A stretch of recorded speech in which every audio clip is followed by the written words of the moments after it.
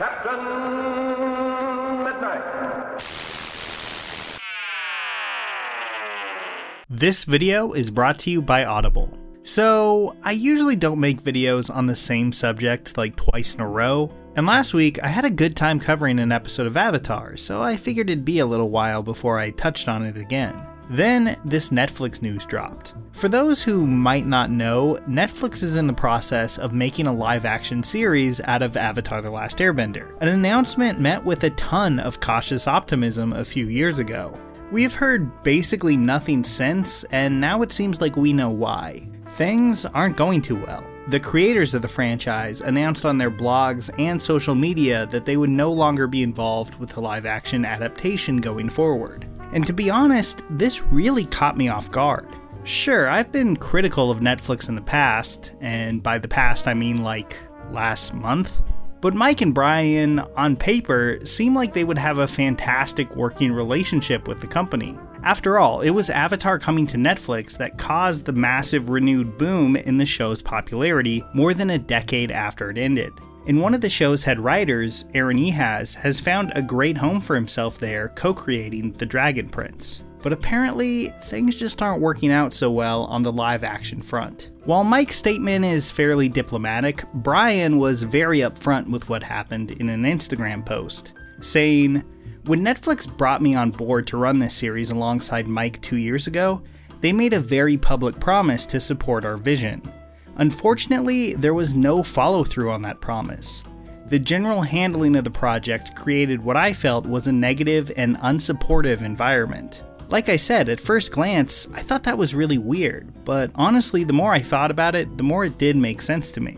When it comes to smaller Netflix shows or projects like Russian Doll or Master of None, they seem to allow a lot of creative freedom. But I think, for better or more likely for worse, they're approaching Avatar very differently. We know Netflix is always on the hunt for their next Stranger Things or Witcher. These massive, franchisable IPs that can drive the online conversation and gain subscribers around the world. And I'm sure with the big success of the animated series on their platform, they see a slightly older skewing live-action Avatar as the perfect opportunity to create one of those. Which makes me feel like they're thinking of the show more in terms of making the most marketable extension of the brand possible, and not as the singular creative vision of Mike and Bryan that they want to support.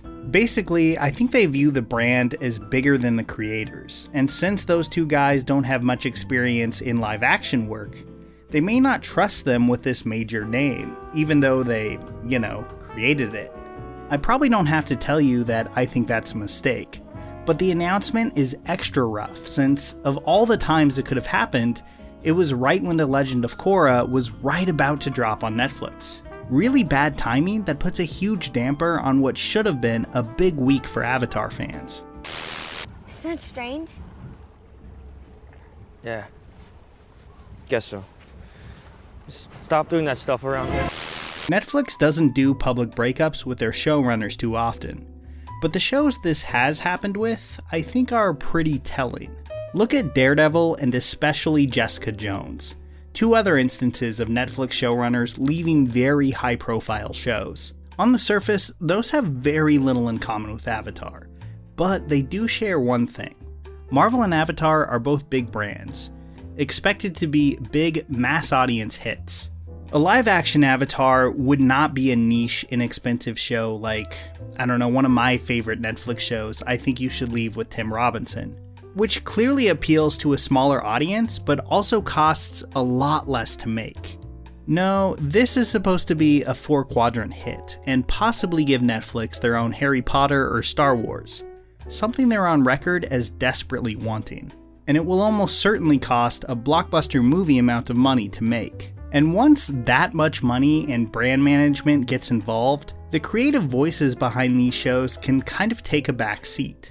It's clear Mike and Bryan feel like they didn't have the creative freedom they needed. And my guess is that this is why. The more money is involved, the more people there are behind the scenes second-guessing every creative choice. One thing I haven't brought up yet is the disastrous M. Night movie. the only attempt so far to bring the series into live action. Mike and Bryan also stepped away from even advising on that project because they felt that no one wanted their input.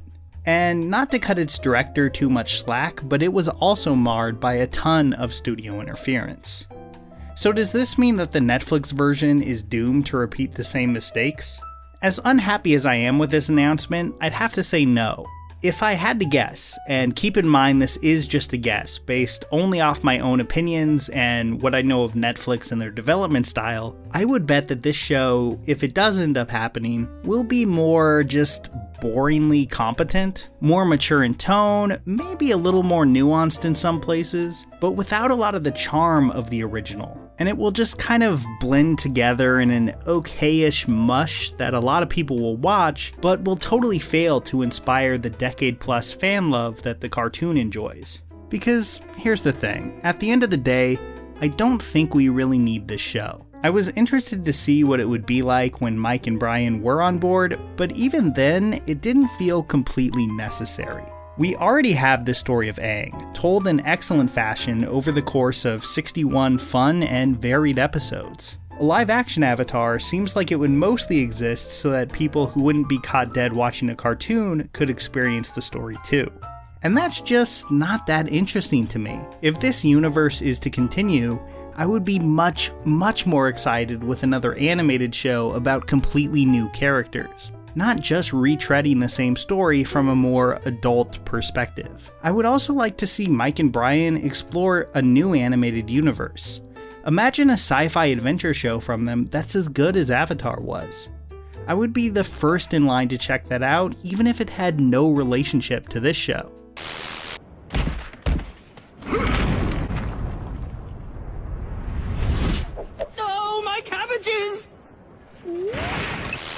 In the end, I think I would be fine if this show just didn't happen. But if it does, it's a little sad that it would be without the input of Mike and Bryan. I mean, maybe it's for the best that this just doesn't happen. Avatar is an incredible show visually, making great use of what the animated medium can offer, far more than a lot of adult animated shows like Family Guy does. And I don't think it needs to be turned into a live action series for it to be taken seriously as one of the best shows of the 2000s. If this Netflix show ends up existing, I just can't see it ever replacing the original as the definitive version of this story. So yeah, it's safe to say my expectations for the live-action Avatar show are now very low.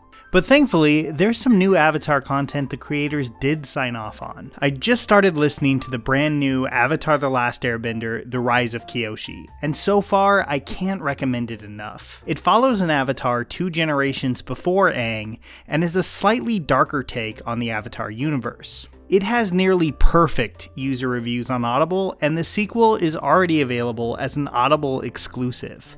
You know, I think everyone can agree that this has been a deeply weird year, and Audible has been one of the main apps I've been using to keep entertained and motivated. There's always something new I want to check out. And not only do Audible members get a credit for a free audiobook every month, they've also sweetened the deal even more for members this year. Now, Audible members can get free access to all the monthly Audible original selections. Something I've been using a lot to find new authors I might have never heard of otherwise. It's a pretty amazing deal. You can get all of that and download The Rise of Kyoshi free right now by going to audible.com/midnight or texting midnight to 500-500.